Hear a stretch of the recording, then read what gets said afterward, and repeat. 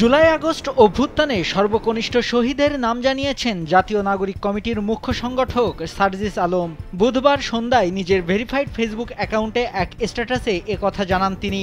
পোস্টে তিনি লেখেন, আপনারা কি জানেন এই অভ্যুত্থানে সর্বকনিষ্ঠ শহীদকে? ৩ মাসের একটা বাচ্চা। অসীম সাহসী এক মা ৩ মাসের বাচ্চা পেটে নিয়ে নিয়মিত আন্দোলন করেছেন। ৫ আগস্ট কোমরের লাঠি দিয়ে আঘাত করে ছাত্রলীগের সন্ত্রাসীরা। আর কখনো মা হতে পারবে না এই শহীদের মা। তিনি আরও লেখেন, বোন, আপনাকে আমরা কিভাবে মূল্যায়ন করব? আশপাশে থেকেও একটাবার বললেন না, ভাইয়া আমিও শহীদের মা।